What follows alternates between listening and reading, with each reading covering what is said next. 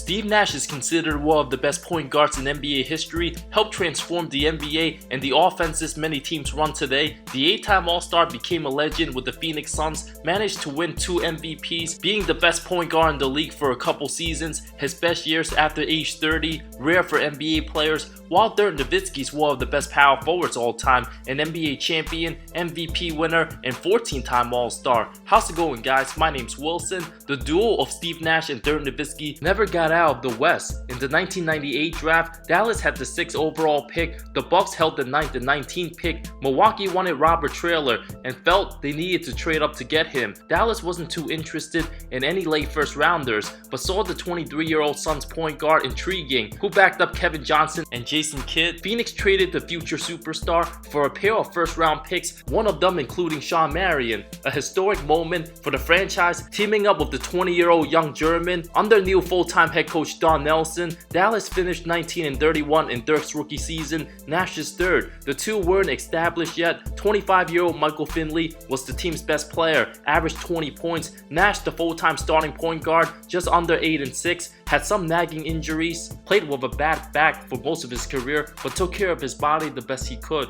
Dirk had a rough rookie season, averaged just 8.2 points, 20 minutes a game, 40% shooting, started half his games. Fans used to call him the Big D, was so frustrated, we even considered going back to Germany, but new team owner Mark Cuban came along, fresh off his $6 billion sales of Broadcast.com, created the perfect comfortable environment for Dirk, a team that was trending upwards. In 2000, Dallas developed more of a chemistry, the beginning of a turnaround, but Nash had an ankle injury, sustained in training camp, required multiple injections, cost him 26 total games. Michael Finley, still the team's best player, 22.6 points, over 6 and 5, the go-to scorer. Dirk made significant improvements, 17.5 points, a 40-42 record. Promising signs the 2001 season would serve as the breakout year for both Nash and Nowitzki, alongside Finley, creating a formidable big three under Nelly's distinctive style of play, maximizing his offense. Dirk led the team in scoring, 21.8 points, 9.2 rebounds on over 47% shooting. Finley 21.5 points,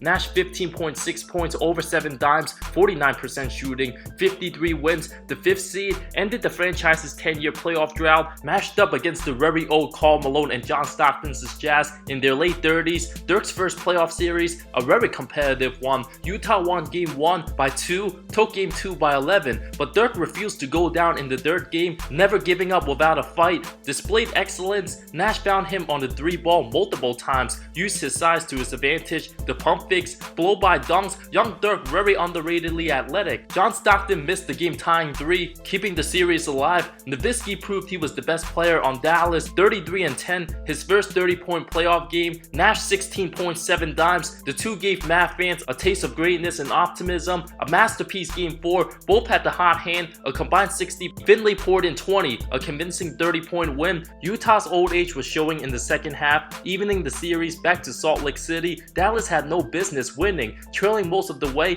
outscored the Jazz 27-12 in the 4th, a game where Nash and Nowitzki struggled, 3 of 11 shooting each. Finley had 33, but Nash nailed 3 clutch threes in the 4th, sloppy executions down the stretch. For Utah, Mavs down 1, Michael Finley found Calvin Booth underneath for the go-ahead winning layup. Utah had 2 chances, a Brian Russell missed 3, an offensive rebound, Malone missed at the buzzer, an 84-83 victory for the Mavs, a comeback for the franchise's history books. For the series, Finley and Nowitzki each averaged 23.8 points, Dirk shot 40%, Karl Malone 27.6 points, 9 rebounds, Nash 18.5 points, 7 assists, 45%, 38-year-old Stockton under 10 points, 11.5 dimes. The very next round, a daunting task against the number 1 seed Spurs. Dallas was just able to win game 4 after down 3-1, led by Nowitzki's 30-point effort, destroyed Danny Ferry with the one-legged fadeaways, attacking the basket. Despite a 42-point effort game 5, Dallas was no match for the Twin Towers. Nash struggled all series, averaged under 9 points, 37% shooting, while Dirk averaged 23, 8.5 rebounds. Tim Duncan was just too good, 27 and 17 on 51% shooting. The very next year, Dallas finished 57 and 25 overall. Dirk and Nash earned their first ever trip to the All-Star game. Michael Finley was happy for their success, being the lone All-Star the previous 2 seasons. He was also sad he was left out. The 23-year-old Nowitzki averaged 23.5 points, almost 10 rebounds, a block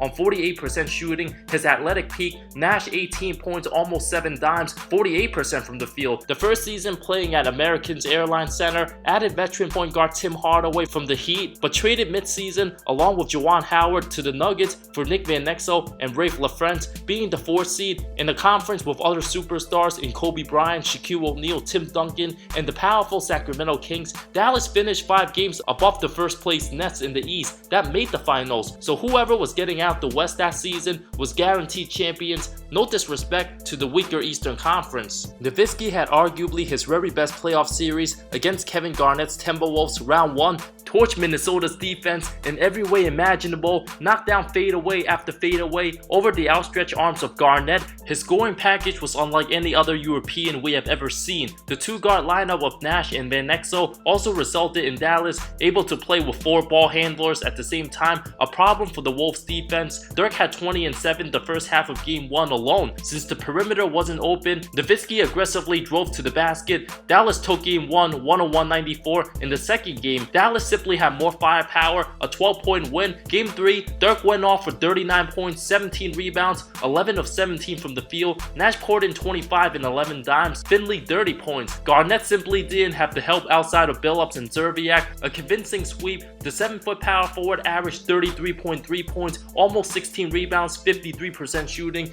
Finley almost 25 points, Nash 21 points, 9 assists, Garnett 24, 19, Billups 22. At the time, the NBA was still very defensive and slow paced. This Mavs team would have excelled in the 2020s, leading us to a second round series against the loaded Sacramento Kings, heavy contenders, matched up against Mike Bibby, Doug Christie, Peja Stojakovic, Chris Webber, and Vlade Divac. Absolutely loaded, the Kings were a more complete team, had better defensive players. Dirk already had a daunting task against Prime C Webb. Nash dealt with a physical, strong Bibby, 2 high-powered offenses. After losing game 1, Dallas bounced back in game 2, led by Nash's 30 points. Kings stole game 3, despite Stojakovic spraining his ankle in the third. Bibby and Webber combined for 60 points. Game 4 ended up in the classic. Nash and Dirk played their hearts out. 31, 12, and 7 for the German, 24 for Steve, but Sacramento won up Dallas. Webber 30 points, Bibby 24, Bobby Jackson 26. Van Exel struggled on 2 of 10 shooting. Bibby hit a lefty layup with 31 seconds in the 4th to tie it. Continued to cook Dallas once again in overtime on a baseline drive, giving Sacramento the lead. Dirk missed a point-blank layup to tie it. Kings closed out game 5. Both these teams would be amazing in today's NBA. Webber 25 and 11, Bibby 22, 7 assists, Nowitzki 25.5 points, 11.5 rebounds, Nash 18.5 points, 8.5 assists. The very next season would be the best in franchise history up to that point, even better than 0-2. The Mavs started red hot, winning their first 14 games of the regular season, the chemistry at an all-time high. Role player Van Exel, a former All-Star, Nash and Dirk make their second appearance. John Bradley brought in vital minutes, 38 and 10 overall at the All-Star break, resulting Dallas to a 60 and 22 record, tied with San Antonio, but the tiebreakers went to the Spurs, which played a factor later on. Dirk put up 25 and 10, Nash 18 and 7, another loaded season for the West. The Mavs faced the 7-seeded Jailblazers, looked like a cakewalk after Dirk absolutely dominated with 46 in game 1,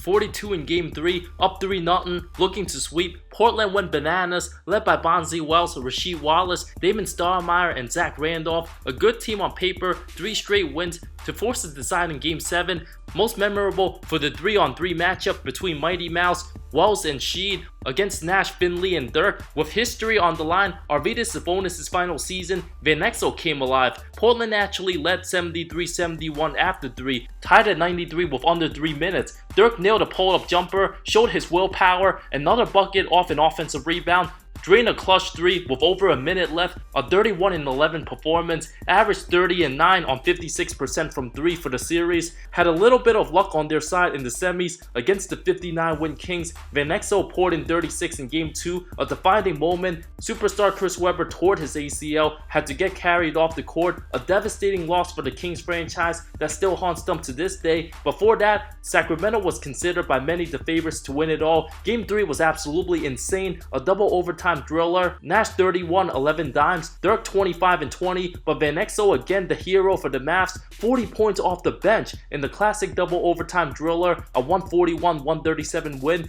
Nowitzki saved his best for last this series, closing out Sacramento 112-99, 30 points, 19 rebounds. After struggling for the most part, Nash put up 18 and 13, earned their first trip to the conference finals against the 60-win Spurs. Whoever was going to win this matchup was pretty much the guaranteed champions. Nowitzki continued his dominance in Game 1, a game Dallas had no business winning. 38 points, 15 rebounds, 17 of 17 from the line. Nash 22 points, despite Duncan's 40. San Antonio missed 17 free throws. Dallas 49 of 50 from the line, 98%, winning 113-110, but San Antonio's defense suffocated Dallas, took the next two. The damage was done when Dirk sprained his left knee in the third quarter of Game 3, a career-deciding moment. Before Game 4, Mark Cuban and Nelly checked out Dirk, insisted coach to let him play. Nelly said he's too young, I wouldn't risk it. A heated disagreement which hurt their relationship, leading to Nelly's departure in 2004. The short-handed Mavs without their best player held their own, lost Game 4 but stole Game 5, went absolutely ice cold in the fourth quarter of Game 6, up 13 heading into the final 12 minutes. San Antonio outscored Dallas 34-9.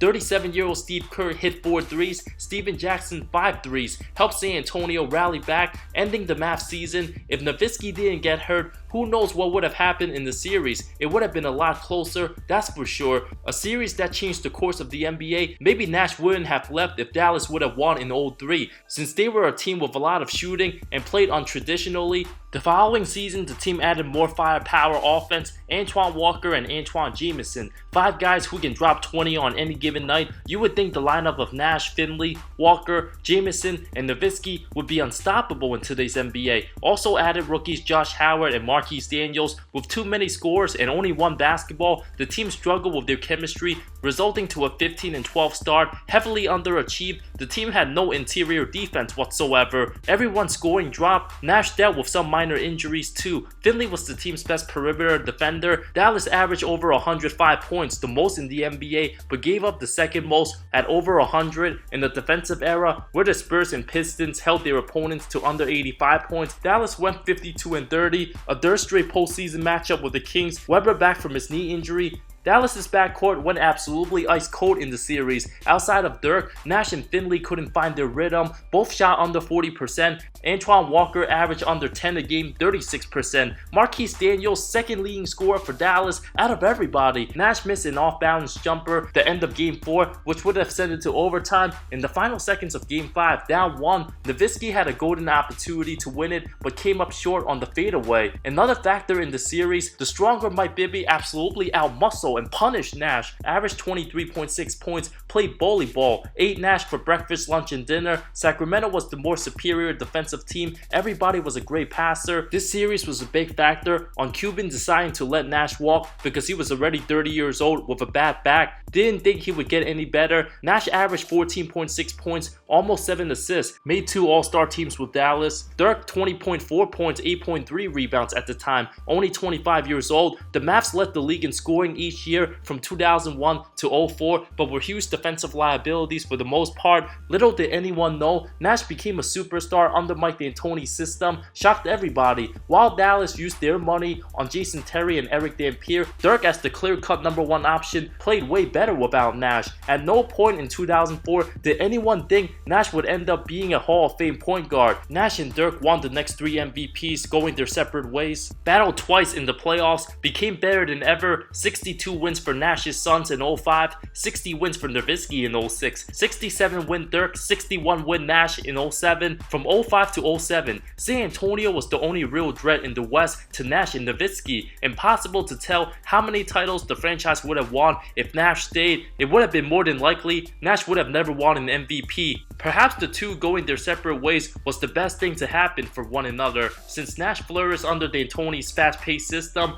while Dirk is more of a half-court player. Nash unfortunately never won a title with Phoenix, while after many playoff defeats, Dirk finally got over the hump in 2011. How many titles do you think Dallas would have won if Nash didn't sign with Phoenix? Let me know in the comments below. Thank you so much for watching this video. I love all of you. See you next time.